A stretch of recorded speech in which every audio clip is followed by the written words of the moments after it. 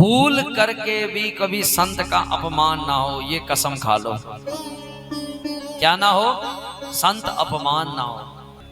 देखो कभी भी भगवान आएगा हमारे दरवाजे में या हमारे सामने तो वो सज धज के कभी नहीं आएगा, वो किसी ना किसी ऐसे रूप में आएगा जिससे हमारी बुद्धि उस संत को समझ ना सके। तो हमारा सबसे पहला हम अपमान क्या करते हैं? साहब ये तो पाखंडी है। क्या कहते हैं हम उसको? ये तो पाखंडी है। बस पहला अपमान। दूसरा अपमान, यदि संत दरवाजे पर आया है तो वो एक ही शब्द कहेगा, भिक्षाम दे। जब भिक्षाम दे ही कहेगा और जो पहली भिक्षा उसकी झोली में जाएगी तो उस भिक्षा के द्वारा हमारे परिवार का भी कल्याण होगा और हमारा कृतज्ञ कल्याण भी होगा। बहुत ऐसे कहते हैं पंडित जी आजकल बाबा जी जरा पाखंडी हो चुके हैं, या बाबा जी का विश्वास नहीं, घर में आ जाए पता नहीं किसकी चोरी कर दे। पर एक बात बोलूं, सच्चे संत सच्चे भक्त के दरवाजे पे ही जाएंगे। जो सच्चा भक्त होगा ना उसी के दरवाजे पे सच्चे भक्त जाएंगे, भगवान जाएंगे। इसलिए असली संत उसी के दरवाजे पे आएगा जो भगवान में लीन होगा। माताओं, इस मन का पवित्रीकरण होना बहुत बहुत बहुत जरूरी है, बहुत ज्यादा। और ये पवित्रीकरण केवल सत्संग के द्वारा हो सकता है। सत्संग में लगे रहोगे तो मन पवित्र होता चला जाएगा। और सही पूछो, जिसका मन पवित्र है उसका कार्य पवित्र और उसका जीवन भी पवित्र है। शरीर अपवित्र हो, कल के दृष्टांत में एक चरित्र आएगा ऋषभ देव जी का। इस पूरे भारत भूखंड के राजा थे ऋषभ देव जी महाराज, जिनके नाम से जैन मत का संस्थापन हुआ। और अंतिम समय में उन्होंने अपने आप का ऐसा त्याग किया कि जहां पर मलमूत्र का त्याग करके वहीं पर ऋषभ देव जी बैठ जाते, क्योंकि मां परमहंस थे। परंतु मन इतना पवित्र था, बार बार आपके मुख पर रट जाए, बैठ जाए। अरे इन्हीं से हमारा कल्याण है।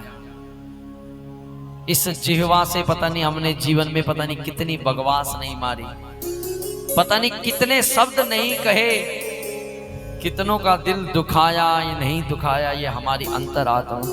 पर आज हमारे पास मौका है, शरीर है, तन है, स्वच्छ शरीर है, तो इस शरीर की सेवा लगाओ जितना लगा सकते हो। ये अंग हमारे को इसलिए नहीं दिए कि इस अंगों के द्वारा, इस जिह्वा के द्वारा केवल बोला जाए, केवल असभ्य शब्दों का उपयोग नहीं, इसकी सेवा लगाओ, इसका समर्पण भगवान नारायण में कर दो। यही इस जिह्वा का मुख्य फल है। राजा परीक्षित ने संत का अपमान किया, संत ने श्राप दे दिया कि राजा परीक्षित मैं तुम्हें श्राप देता हूं कि जिस सर्प के द्वारा तुमने संत का अपमान किया है उसी सर्प के काटने से 7वें दिन आपकी मृत्यु हो जाएगी। राजा परीक्षित को पता लगा।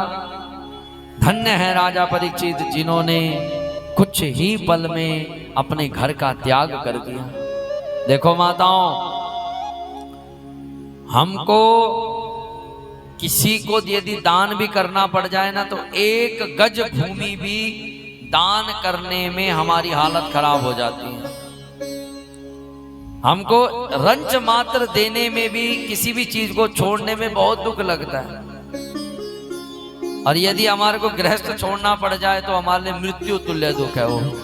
और धन्य है राजा परीक्षित जिन्होंने 1 घड़ी 1 मुहूर्त में 48 मिनट में अपने घर का त्याग कर दिया। आप अनुमान लगा सकते हो कैसा तीव्र वैराग्य रहा होगा। और उम्र कितनी थी राजा परीक्षित की? केवल 28 वर्ष। कितने वर्ष माताओं? क्या उम्र होती है? शायद शुद्धता से दाढ़ी मूछ भी नहीं आती उस बच्चे की।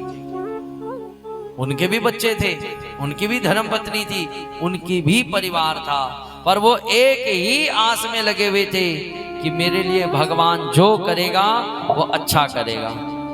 ये कथा का फल है, याद रखना। यदि आपने ये भावना मन में बना दी कि भगवान मेरे लिए जो करेगा वो बढ़िया करेगा, तो आपके जीवन में चाहे दुख आए चाहे सुख आए, आप समताप बने रहोगे। राजा परीक्षित ने अपने घर का त्याग किया, अपने राजसी वस्त्र उतार करके फेंक दिए, सुंदर एक धोती धारण करी, एक कटिवस्त्र धारण किया, पैरों पर कोई चप्पल नहीं, कोई खड़ाऊ नहीं, और तुरंत गंगा नदी के तट पर निकल पड़े। जैसे ही गंगा नदी के तट पर पहुंचे तो संसार के जितने भी संत हैं, अत्रि वशिष्ठ चमनस शरद्वान अरिष्ट नेमि भृगुरंगिरास्ता, सारे के सारे संत राजा परीक्षित को घेर करके बैठ गए। सबका एक ही प्रश्न था कि राजा परीक्षित, हमने सुना कि आपको श्राप लगा है। महाराज, हम तो संत हैं, पर हमसे भी पवित्रीकरण भाव आपका है। हमको तो भगवान ने कभी दर्शन नहीं दिया, पर हे राजा परीक्षित, आपको दर्शन देने के लिए भगवान गर्भ में पधारे हैं, इसलिए प्रभु हम आपका दर्शन करने के लिए आए। राजा परीक्षित ने कहा कि संतो, मेरा सौभाग्य है कि मेरी मृत्यु काल पर आप आए हो, इसलिए एक ही प्रश्न आपके सामने करूंगा कि म्रियमाणस्य किम कर्तव्यम्, कि महाराज मरने वाले को क्या करना चाहिए। महाराज, ऐसा क्या किया जाए जिससे मोक्ष गति प्राप्त हो जाए 7 दिन में। किसी संत ने कहा कि राजा परीक्षित, तुम इस मंत्र का जाप करो। राजा परीक्षित ने कहा, महाराज गारंटी है 7 दिन में मोक्ष का? गारंटी नहीं। किसी ने कहा कि राजा परीक्षित तुम इस यज्ञ को करो। राजा परीक्षित ने कहा, महाराज गारंटी है? का गारंटी कुछ नहीं। राजा परीक्षित भगवान को याद कर ही रहे थे कि हे प्रभु, अब आप ही कुछ कृपा करो। भगवान को याद कर ही रहे थे, अकस्मात भगवान के अवतार में तुरंत सुखदेव जी महाराज गाते हुए आ रहे हैं, श्रीमन नारायण